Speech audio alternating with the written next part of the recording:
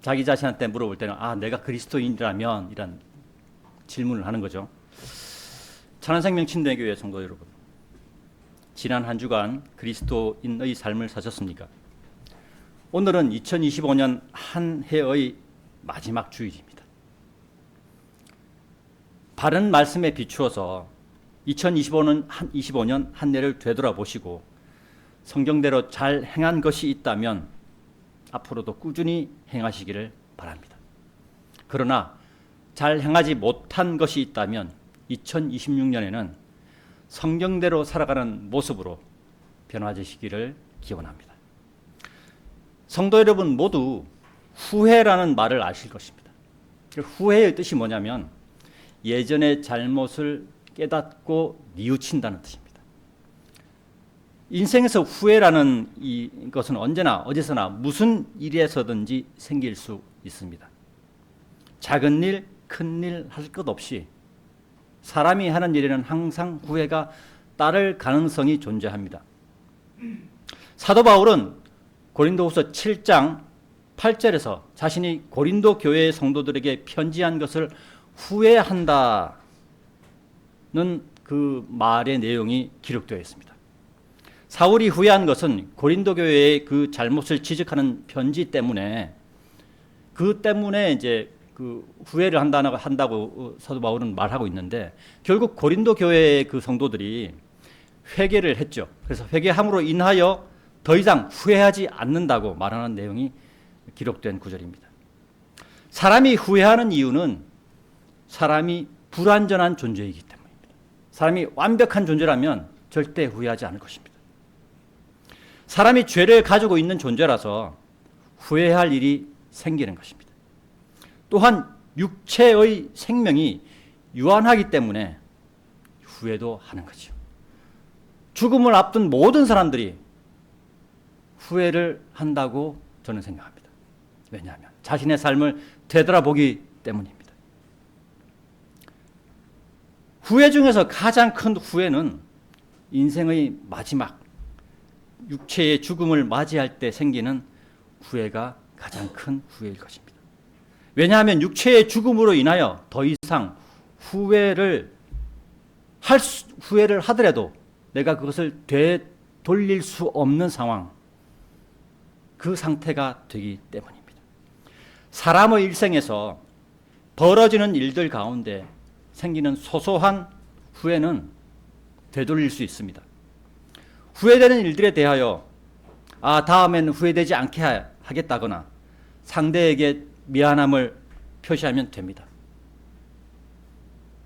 그리스도인 간의 관계도 마찬가지입니다.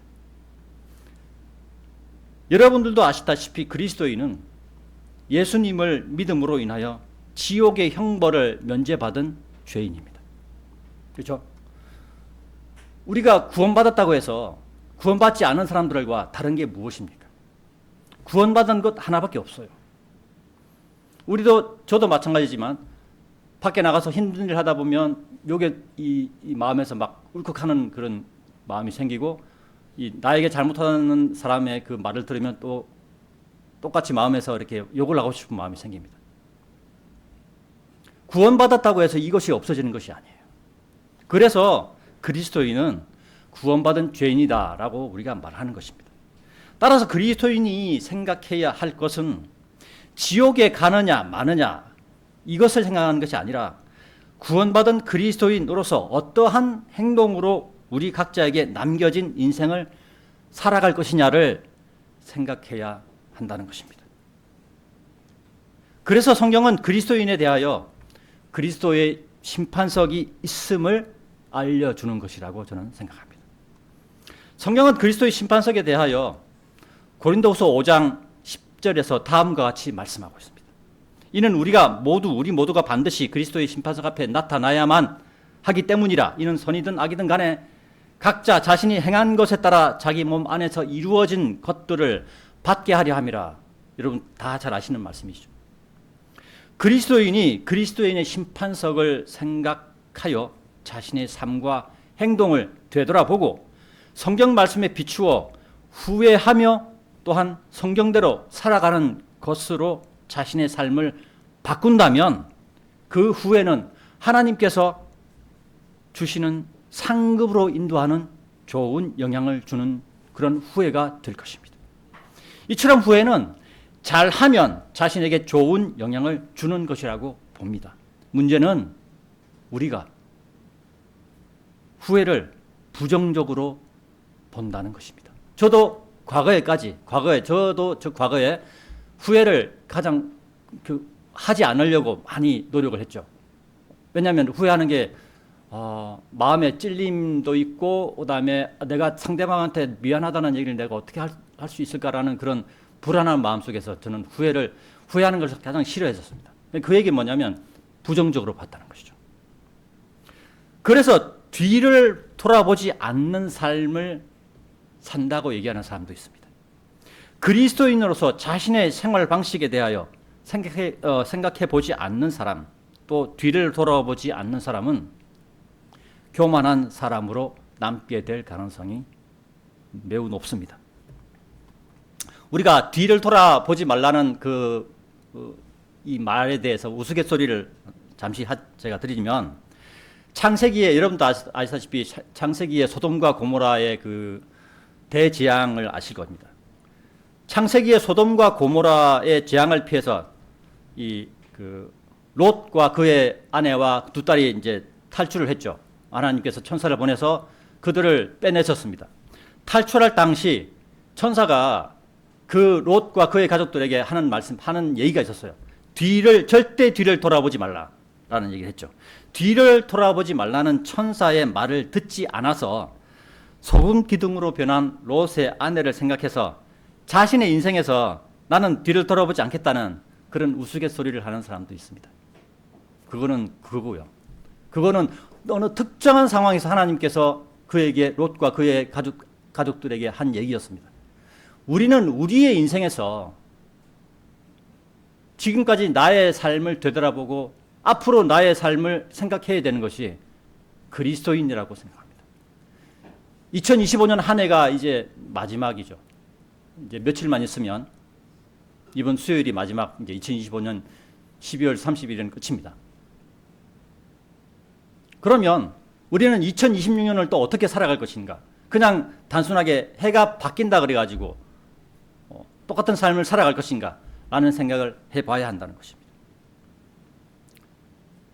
우리가 말씀과 기도로 하루를 시작하고 하루를 마쳐야 하는 이유도 여기에 있다고 생각합니다. 교만하지 않고 겸손한 그리스도인으로 생활하기 위함에 있다는 것입니다. 2025년 한 해가 저물어 갑니다. 이것은 우리가 그리스도의 심판석에 서는 날이 다가옴을 뜻하는 말이기도 합니다.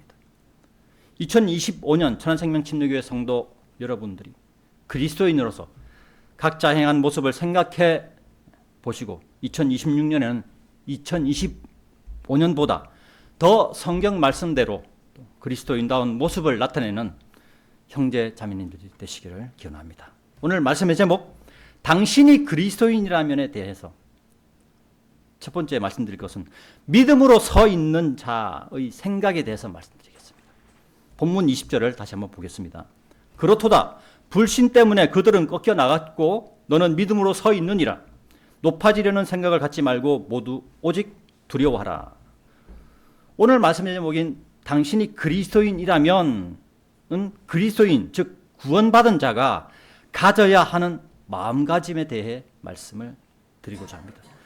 구원받은 그리스도인에게 중요한 것은 구원이 더 이상 아니기 때문입니다. 세상의 교회들과 세상의 그리스도인이라고 얘기하는 사람들은 구원이 목표입니다. 왜냐하면 그들은 구원받는 방법을 모르기 때문에 구원이 목표예요. 그들이 교회에 나가는 것도 그들의 교회에 나가서 예배를 드리고 찬송을 하고 하는 모든 목적이 다 구원에 있습니다. 그러나 성경은, 바른 성경인 우리 표준 킹제임 성경은 그리스도인이 살아가는 목적이 구원이 있지 않다고 얘기하고 있습니다. 그리스도인에게 구원이 더 이상 필요하지 않다는 말씀을 드리니 어떻게 보면 이것을 잘 이해하지 못하는 사람 입장에서는 이상하게 생각할 수도 있습니다. 그러나 이상해할 필요가 전혀 없습니다. 이 자리에 나와 계신 분 여러분 모두는 예수님을 영접함으로써 구원이 이미 이루어져 있는 사람들이기 때문입니다. 만약 이 자리에 나는 예수님을 영접한 적이 없다고 생각하는 분이 계신다면 손을 들어주십시오. 그분은 예배 시간이 끝난 후에 영접 기도한 시간을 따로 갖도록 하겠습니다. 아무도 없죠. 구원은 여러분들이 다 구원받아서 아시겠지만 구원은 너무나도 쉽습니다. 구원은 진짜 그 물 한 잔 마실 시간만 있으면 다 구원받을 수가 있어요. 문제는 마음이죠. 구원받겠다는 그 마음이 더 중요한 것입니다. 여러분들도 아시다시피 구원은 하나님의 값없는 선물이기 때문입니다. 우리가 로마서 5장 16절부터 18절을 같이 한번 찾아보겠습니다. 로마서 5장입니다. 16절부터 18절입니다. 제가 봉독하겠습니다. 그런즉 죄를 지은 한 사람으로 말미암은 것과 같지는 아니하나 그 선물도 그러하도다. 이는 심판이 한 사람에 의하여 정죄에 이르렀으나 많은 이들의 범죄들로 인한 그 값없는 선물은 칭의에 이르기 때문이라. 이는 한 사람의 범죄로 인하여 사망이 한 사람을 통해 군림하였다면 은혜의 풍요함과 의의 선물의 풍요함을 받은 자들은 예수 그리스도 한 사람으로 인하여 생명 안에서 더욱더 군림할 것이기 때문이라.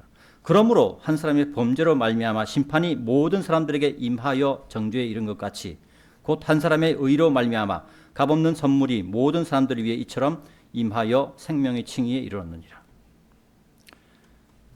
여러분 한번 생각해 보십시오. 이 세상에서도 선물을 주고 받습니다. 그죠? 그런데 선물을 주고 받을 때 돈을 주고 어렵게 받습니까? 아니죠. 지금까지 살면서 선물을 돈을 주고 어렵게 받았다고 말하는 사람을 저는 본 적이 없습니다. 이와 같이 하나님 아버지께서도 이 세상의 사람들에게 예수님을 값없이 구원의 선물로 주신 것입니다. 로마서 5장 16절에서 18절은 예수님을 통하여 구원받을 수 있으며 이것은 하나님의 값없는 선물이고 하나님의 값없는 선물인 예수님을 받아들일 때 생명의 칭의에 이른다고 말씀하는 것입니다. 생명의 칭의라는 게 무슨 뜻이냐면 사람이 죄를 가지고 있는 죄인이지만 예수님으로 인하여 의인이라고 불리며 하늘의 생명을 얻게 된다는 말씀입니다. 그러니까 아까 제가 그리스도인은 구원받은 죄인이라고 말씀드렸죠. 그 죄인입니다. 죄인인데 예수님 때문에 내가 의인이다. 너는 의인이야. 라고 하나님께서 그렇게 칭해 주신다는 겁니다. 그것이 생명의 칭의라는 얘기예요. 그러니까 우리의 그리스도인이 이제 예수님 우리는 기다리는 게 예수님의 공중 재림을 기다리죠. 그리고 우리가 예수님이 공중 재림하시면서 우리를 부르실 때 우리는 모두가 다 구원받은 그리스도인은 모두가 다 몸이 붙들려 올라가게 됩니다. 붙들려 올라갈 때 그 몸이 변화되죠. 죄의 몸에서 의의 몸으로 완벽하게 변화됩니다. 그러면 그리스도인은 모두가 완벽한 그 예수님의 몸처럼 예수님의 그 모습처럼 완전히 닮아서 올라가게 되는 것입니다. 자, 우리가 그렇게 되기까지는 하나님께서 우리를 너는 의인이야 라고 이렇게 말씀해 주신다는 것이에요. 여기서 18절에 한 사람의 범죄로 말미암아 이 한 사람은 여러분들도 아시다시피 아담입니다. 아담이고 그리고 그 뒤에 한 사람의 의 이것은 예수님이 뜻하는 말입니다. 네. 그러니까 그리스도인은 다시 한번 말씀드려서 구원받은 죄인이다. 아, 내가 구원받은 죄인이구나 라고 생각하시면 됩니다. 우리가 구원받은 죄인이기 때문에 죄의 행동을 하지 않기 위하여 믿음으로 서 있으면서 겸손한 생각과 하나님을 두려워하는 생각을 가져야 한다는 것입니다. 왜? 우리가 죄인이기 때문에. 우리 몸에는 아직 죄를 가지고 있기 때문에. 그래서 그 죄가 발현되지 않기 위해서 우리는 믿음으로 서 있으려는 노력을 해야 되고 겸손한 생각과 하나님을 두려워하는 생각을 가지고 있어야 한다는 것입니다. 겸손한 생각, 하나님을 두려워하는 생각이 믿음으로 서 있는 자의 생각입니다. 그것이 구원받은 그리스도인의 생각이어야 한다는 것입니다. 오늘 말씀의 제목, 당신이 그리스도인이라면에 대하여 두 번째로, 그리스도인이라면 하나님의 선하심 가운데 살아가자에 대해서 말씀드리겠습니다. 그리스도인이라면 하나님의 선하심 가운데 살아가자. 본문 21절과 22절을 보겠습니다. 이는 하나님께서 본래의 가지들도 아끼지 아니하셨다면 그분께서 너도 아끼지 아니하실까 주의해야 하기 때문이라. 여기서 본래의 가지들은 이스라엘을 얘기하는 겁니다. 네, 그리고 22절입니다. 그러므로 하나님의 선하심과 준엄하심을 보라. 쓰러진 자들에게는 준엄하심이 있으나 너를 향해서는 선하심이 있으니 네가 만일 네가 지속적으로 그분의 선하심 가운데 있다면 그러하리라. 그렇지 아니하면 너 또한 잘려 나가리라. 자, 앞에서 제가 말씀드렸지만 21절의 말씀은 이스라엘을 본래의 가지들에 비유한 말씀입니다. 예수님께서 이 땅에 내려오신 첫 번째 이유는 본래의 가지들인 이스라엘의 잃어버린 양들을 구하려 오신 이유입니다. 자, 이것에 대해서 성경 한 구절 찾아보겠습니다. 마태복음 10장 5절과 6절입니다. 마태복음 10장 5절과 6절입니다.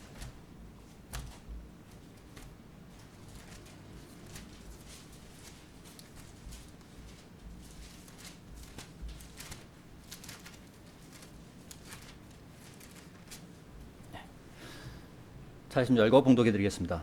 예수님께서 이 12명을 파송하셨으며 그들에게 명령하며 이같이 말씀하셨는데요. 너희는 이방인들의 길로 들어가지 말며 사마리아인들의 어떤 도시로도 진입하지 말라. 오히려 그보다는 이스라엘 집에 잃어버린 양들에게로 가라. 그리고 한 군데 더 찾아보겠습니다. 마태복음 15장 24절입니다.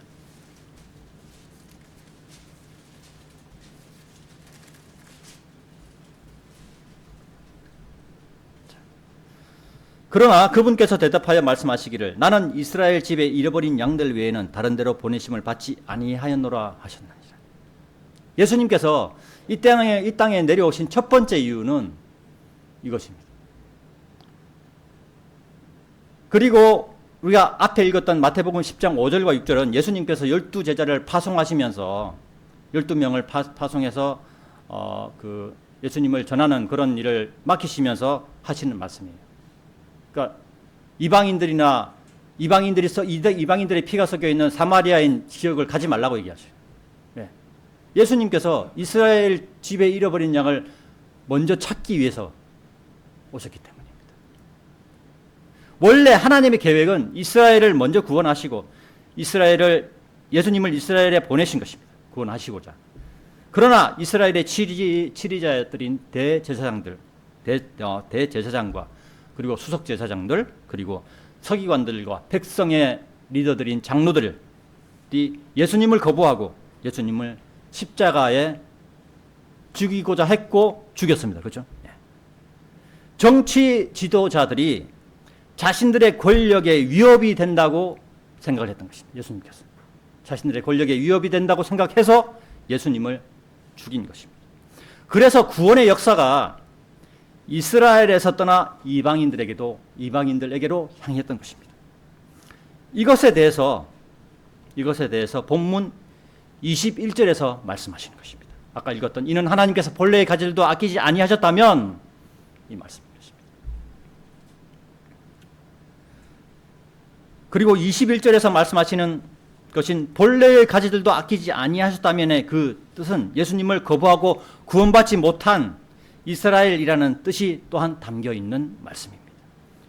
그리고 너도 아끼지 아니하실까 주의해야 하기 때문이라 라는 말씀의 뜻은 구원받은 후 믿음에 서 있는 자가 교만한 생각으로 하나님을 두려워하지 않는 행동을 한다면, 그러니까 세상으로 나가서 세상과 일치되는 그러한 세상 사람들과 똑같은 행동을 한다면 지금까지 쌓아놓은 하늘의 보상에서 제외된다는 말씀입니다.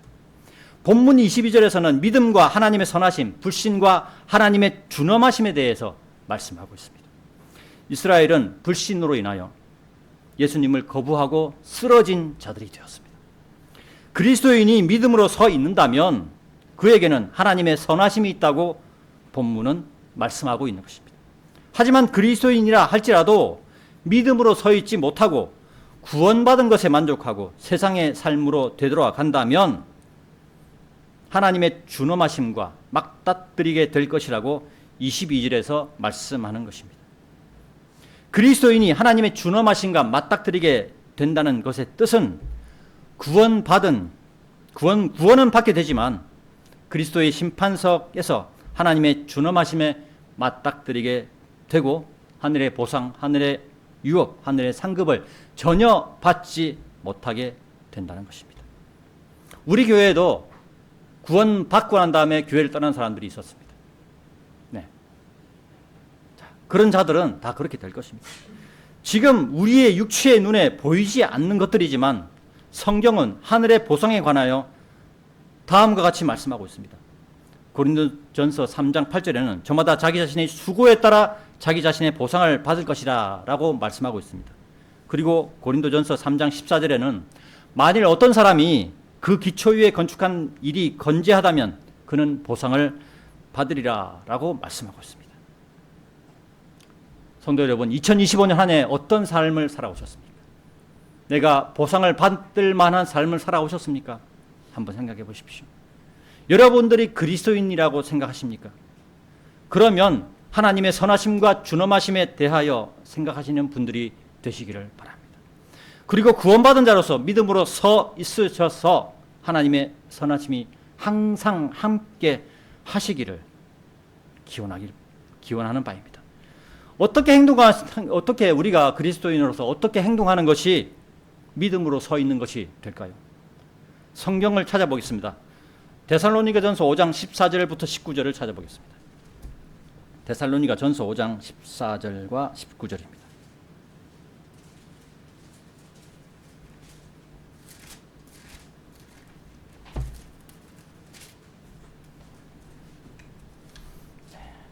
데살로니가전서 5장 14절에서 19절.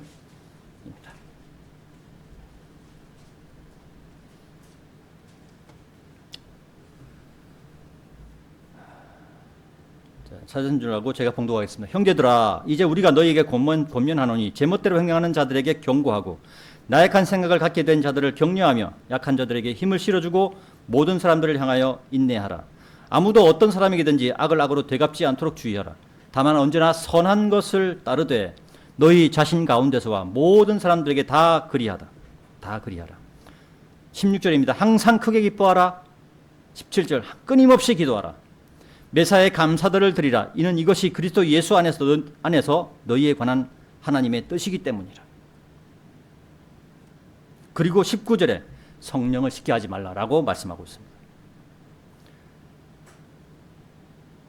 믿음으로 서 있는 것은 성령님이 내 안에서 열정적으로 역사하는 것입니다. 우리가 오전에 성경 공부를 통해서 배웠죠. 하나님께서는 우리가 아이 상태에서 자라기를 바라신다고, 어른으로 자라기를, 성인으로 자라기를 바라신다고 말씀하십니다. 그럴 때 우리가 어떻게 행동해야 되느냐? 좀 전에 읽었던 데살로니가전서 5장 14절부터 18절의 행동을 하면 우리는 아이와 같은 자에서 성인으로 자라는 그리스도인이 될 것입니다. 그리고 성령을 쉽게 하지 않는 내 마음 속에 내 안에 있는 성령님이 내 안에서 활발하게 역사하시는 그러한 그리스도인이 될 것입니다.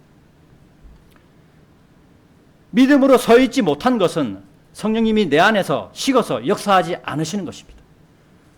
이 부분은 그리스도인은 구원을 받은 사람이라고 말씀드렸죠. 그죠? 그리스도인이 구원을 받은 사람인 이유가 성령님이 그 안에서 떠나지 않으시기 때문입니다. 근데 그리스도인이 믿음에 서 있지 않으면 성령님이 차갑게 식어서 내가 만약에 내 안에 있는 성령님이 차게 식는다면 식어서 하늘의 그리스도의 심판석에서 내가 받아야 될 보상을 받게 되지 못하는 그런 출발점이 되는 거죠. 그래서 믿음으로 서 있지 못한 것은 성령님이 내 안에서 식어서 역사하지 않으시는 것입니다. 자, 그러면 우리가 아이에서 어른으로 자랄 때 우리가 해야 될 행동이 있다고 말씀드렸죠. 오전에 성경 공부 시간에. 우리가 아이에서 청소년, 그 다음에 청년, 장년으로 자라가는 과정에서 우리가 스스로의 해야 할 일을 있다고 말씀드렸습니다. 집사님께서요. 그리스도인으로서 해야 될 일. 항상 젖만 먹는 그런 사람이 아니라 음식도 씹어 넘길 수 있는 그런 사람으로 자라야 한다고 말씀드렸습니다. 자, 그러려면 이런 행동들이 우리에게 필요하다는 것입니다. 이런 모습들이 우리한테 필요한 것입니다. 데살로니가 전서 5장 14절부터 18절의 말씀에 따라서 경고하고 격려하며 힘을 실어주고 또 인내하고 악으로 악을 되갚지 않고 언제나 선한 것을 따르려고 하고 항상 크게 기뻐하고 끊임없이 기도하고 매사에 감사들을 드리는 것이 하나님의 뜻이라고 얘기하고 있죠. 이렇게 행동하는 것이 아이에서 어른으로 자라는 것입니다. 우리가 이렇게 행한다면 우리 안에 들어와 계시는 성령께서 우리 각자의 내면에서 열정적으로 역사하시는 것입니다. 그래서 우리가 말씀 읽기와 기도하기를 쉬지 않아야 한다는 결론을 또한 같이 내릴 수가 있는 것입니다. 요즘 세상이 바쁘죠. 그래서 오늘도 이렇게 우리 교회에 참석해야 될 우리 성도님들 중에서 일부가 참석을 못했습니다. 자, 이유가 뭐냐면 우리가 그리스도인이지만 이 세상에 속해 있는 사람들이죠. 그래서 먹고 살아야 될 부분이 있잖아요. 그래서 피치 못할 사정으로 교회에 나오지 못했습니다. 세상 일이 바빠서 또 교회 예배에 참석하지 못할 수도 있습니다. 그러나 세상 일이 바쁘다고 14절부터 18절의 항목들을 하지 못하는 것은 아닙니다. 우리가 밖에 나가서 세상 일을 하면서도 이런 일들을 할 수가 있잖아요. 기도할 수 있죠. 기뻐할 수 있죠. 언제나 사는 것을 따를 수 있죠. 악으로 악을 되갚지 않을 수 있죠. 그런 거죠. 내가 회사에 있더라도 기뻐할 수 있고 마음속으로 기도할 수 있으며 매사에 감사들을 드릴 수 있는 것입니다. 그리고 그리스도인으로서 혼자만의 시간이 그 시간이 있을 때 반드시 아무리 바쁘더라도 잠자는 시간이 있잖아요. 잠자기 전의 시간에 그 시간을 활용해서 말씀을 조금이라도 읽을 수 있고 기도를 할 수가 있는 것입니다. 이러한 것들로 인하여 성령님이 일하는 사람이 되는 것입니다. 아, 내가 이번 주에 교회 못 갔어. 그래서 난 아무것도 못해. 이렇게 자포자기하는 것이 아니라 내가 오늘 교회를 가지 못했지만 내 교회를 가고 싶었는데 교회를 가지 못했어요. 내가 피치 못할 상황이었습니다. 그럼에도 불구하고 우리는 성경은 우리에게 이렇게 할 수 있다고 얘기하는 것입니다. 그래서 예배에 참석하지 못하더라도 나는 내 안에 계시는 성령님이 내 안에서 충분히 역사하게 만드셔서 다음에 예배에 참석할 수 있으면 적극적으로 참석해서 하나님께 경배를 드리고 또 내가 온전한 그리스도인의 모습으로 살아갈 수 있는 것입니다. 마귀는 너 이번 주에 교회 못 갔잖아. 그러면 다음 주에 또 가지 마. 라고 얘기할 수도 있습니다. 예배가 중요한 것이 물론 예배 중요하죠. 근데 내가 참석하지 못할 상황인데 어떻게 합니까? 그러면 우리는 이 데살로니가전서 5장 14절부터 18절, 19절의 말씀을 기억하시고 그대로 행하시길 바랍니다. 예배에 참석할 수 있는데 참석하지 않는 것은 죄가 됩니다. 그러니까 우리가 어떤 일을 할 수 있는데 하지 않는 것은 죄가 되지만 참석할 수 없는 상황인데 그것은 죄가 되지는 않습니다. 그렇죠? 그리스도인이라면 믿음에 서 있는 자로서 경고하고 격려하며 힘을 실어주고 인내하고 악을 악으로 되갚지 않도록 주의하고 언제나 선한 것을 따르고 항상 크게 기뻐하고 또 끊임없이 기도하고 매사에 감사들을 드리는 자로 살아가야 하는 것입니다. 우리가 이렇게 행동할 때 성령님께서 우리 안에서 역사하시며 우리는 하나님의 선하심 가운데 살아가는 그리스도인이 되는 것입니다. 오늘 말씀의 제목 당신이 그리스도인이라면에 대하여 마지막으로 우리 자신의 망상들로 지혜롭게 되지 말자에 대해서 말씀드리겠습니다. 이 말씀들을 보면 본문 23절부터 25절인데 제가 봉독하겠습니다. 그런즉 그들 역시 만일 그들이 불신 가운데 계속 거하지 아니하면 접붙임 받게 되리라. 이는 하나님께서 능히 그들을 다시 접붙이실 수 있기 때문이라. 이스라엘에 대한 말씀입니다. 그러므로 24절입니다. 그러므로 네가 본래 야생인 올리브 나무에서 잘려 나와서 한 구리에 좋은 올리브 나무의 본성을 거슬러 접붙여졌다면 하물며 본래 그 가지들이 이들은 그들의 본체인 올리브 나무에 얼마나 더 잘 접붙여지겠느냐. 그렇죠? 이스라엘에 대한 말씀입니다. 25절입니다. 형제들아, 이는 너희가 이 신비에 대해 무시하게 되기를 내가 바라지 아니하기 때문이니 너희가 너희 자신의 망상들 가운데서 지혜롭게 되지 않게 하려 함이라. 부분적으로 눈멀게 됨이 이스라엘에게 발생되었으니 이방인들의 충만함이 들어올 때까지라라고 말씀하고 있죠. 25절에서 너희가 너희 자신의 망상들 가운데서 지혜롭게 되지 않게 하려 함이라라는 말씀은 이스라엘을 대체한다는 대체신학과 관련이 깊은 말씀입니다. 딱 그 25절에 너희가 너희 자신의 망상들 가운데서 지혜롭게 되지 않게 하려 함이라라는 이 말씀만 딱 띄워놓고 보면 우리가 일반 생활에서 그리스도인으로서 삶을 살아갈 때 내가 내 개인의 어떤 그런 망상들, 세상적인 생각들 이걸 얘기하는 것이 아닌가라고 말을 할 수도 있는데 그렇지 않습니다. 이 말씀은 이스라엘과 관련된 말씀입니다. 전 세계를 떠돌던 유대인이 팔레스타인 땅에 이스라엘이라는 나라를 1948년 5월 14일에 세웠습니다.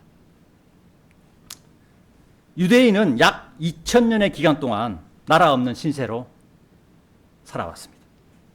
그리고 실제로 로마 가톨릭은 자신들이 이스라엘을 대체하였다는 대체신학을 1948년 5월 14일 그 전까지는 꾸준하게 계속 주장해 왔었습니다. 1948년 이스라엘이라는 나라가 세워짐으로 대체신학의 그 주장은 힘을 잃었습니다. 하지만 로마 가톨릭은 완전히 그것을 포기한 것은 아닙니다. 로마 가톨릭은 과거에 자신들이 이스라엘을 대체하였다는 망상을 아직도 가지고 있으며 이스라엘이라는 나라가 세워진 지 1948년부터 지금까지 77년이 지난 현재도 이런 대체신학을 버리지 못하고 있는 이단 종교단체입니다. 25절에는 부분적으로 눈멀게 됨이 이스라엘에게 발생되었다고 말씀하시는데 이 말씀의 뜻은 이스라엘이 교회 시대의 2000년 기간과 대환란 7년 중에서 그 반인 3년 반 동안 예수님을 알아보지 못한다는 말씀입니다. 또한 이것은 이방인들의 충만함이 들어올 때까지만 유지된다고 25절에서 말씀하고 있습니다. 그 이방인들의 충만함과 관련해서 성경 구절을 한 군데 찾아보도록 하겠습니다. 창세기 15장 16절을 같이 보도록 하겠습니다. 창세기 15장 16절입니다.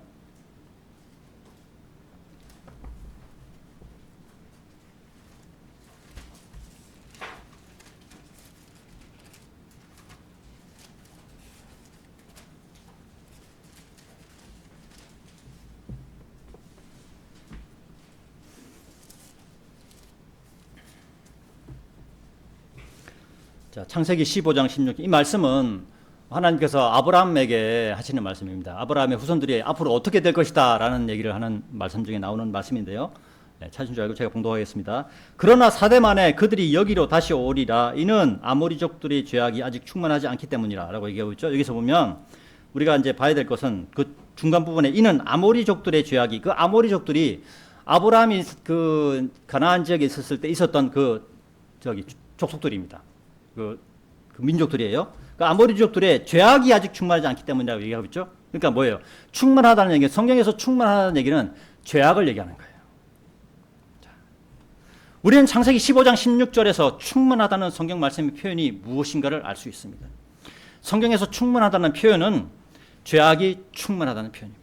따라서 로마서 11장 25절에 이방인들의 충만함이 들어올 때까지라는 표현은 이방인들의 죄악이 충만하게 찼을 때까지라는 표현을 나타내는 말씀입니다. 오늘날에도 죄악은 생겨나고 있고 점차 죄악이 넘쳐나게 될 것입니다. 제가 얼마 전에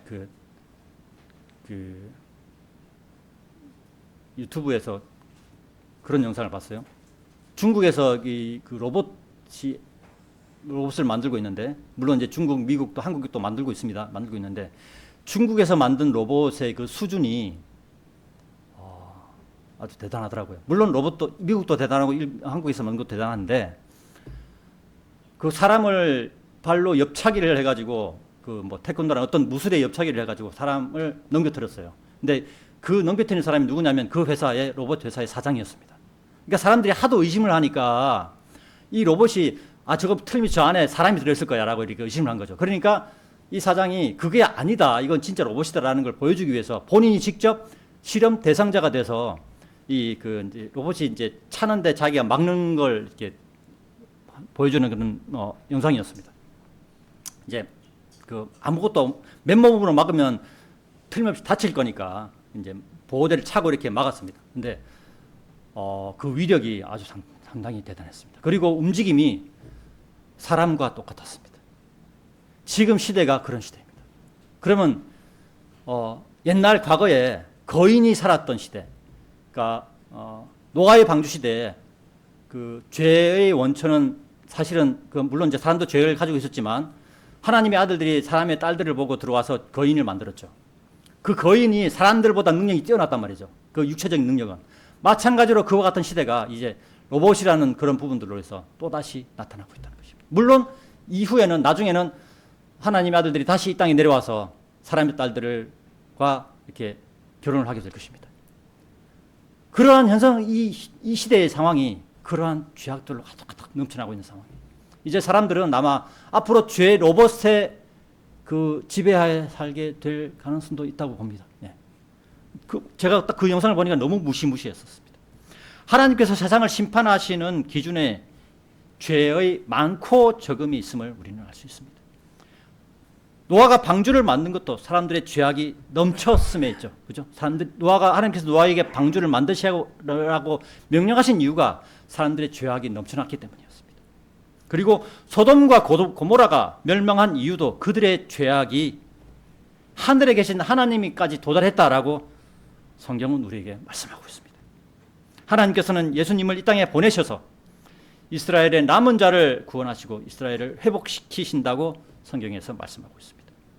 이러한 하나님의 계획을 모르는 사람들은 자신이 그리스도인이라고 말하면서도 이스라엘을 향하여 저주의 말을 내뱉고 있는 것이 오늘의 상황입니다. 저는 제독공교회 사람들이 이스라엘을 저주하는 사람들을 봤어요. 뭘 보고 저주하냐면 지금 이스라엘 땅에 이스라엘뿐만이 아니고 팔레스타인 사람들도 있잖아요. 그러니까 거기서 이제 내부에서 막 내전을 일으키잖아요. 그죠? 그거를 보고 이스라엘 사람을 저주하는 그리스도인을 봤습니다. 한두 명이 아니었습니다. 자, 바른 말씀을 통하여 이 땅을 향한 하나님의 계획을 안다면 자신들의 망상들로 자신들의 생각을 가득 채우는 죄를 범하지는 않을 것입니다. 하나님께서는 이 땅의 사람을 유대인과 이방인 그리고 하나님의 교회로 나누어 보신다고 고린도전서 10장 32절에서 말씀하고 있습니다. 우리 마지막으로 고린도전서 10장 32절을 한번 찾아보겠습니다. 고린도전서 10장 32절입니다.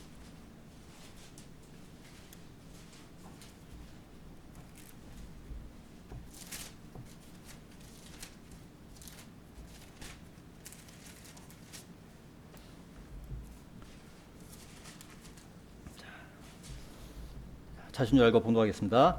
유대인들에게도 이방인들에게도 하나님의 교회에게도 전혀 실족거리를 주지 말라라고 말씀하고 있죠.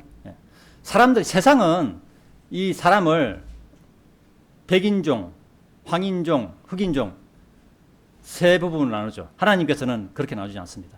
하나님께서는 유대인, 이방인, 하나님의 교회로 나눈다는 거죠. 세 가지로. 이 말씀에서 하나님의 교회는 우리가 보면 밖에 나가면 그 하나님의 교회라는 그 타이틀을 가지고 있는 그 건물들을 세워져 있는 부분들이 있습니다. 이건 틀린 거예요. 완전 틀린 겁니다. 이 주재권 구원론과 관련되어 있는 그런 이단 종교 단체인데 거기하고는 상관이 없는 말입니다. 우리는 이스라엘을 대체하는 사람도 아니며 구원받지 못한 이방인들에 속한 사람도 아닙니다. 우리는 이방인으로 예수님을 영접하고 그리스도인이 된 사람들로서 하나님의 교회에 속한 사람들입니다. 오늘 말씀의 결론입니다. 오늘 설교의 본문이 있는 로마서 11장의 말씀은 예수님을 거부한 불신 때문에 꺾여나간 이스라엘이 예수님을 받아들여 반드시 구원의 대열에 합류한다는 말씀으로 요약할 수 있습니다. 오늘 말씀의 제목인 당신이 그리스도인이라면에 대하여 성도 여러분, 오늘은 2025년 한 해의 마지막 주의 날입니다. 여러분들이 그리스도인이라면 내가 2025년 내가 믿음으로 서 있었는가를 생각해 보십시오. 내가 하나님의 선하심 가운데 살아왔는가를 생각해 보십시오. 방송 매체들이 떠드는 소식에 흥분해서 내가 나의 망상들로 이스라엘을 비난하지 않았는가를 생각해 보십시오. 그리고 2026년에는 높아지라는 생각을 갖지 말고 오직 두려워하라라는 말씀을 목표로 살아가는 우리 천안생명 침례교회 성도님들이 되시기를 간절히 기원합니다. 네. 이상으로 2025년 12월 28일 주일 오전 선교를 마치도록 하겠습니다.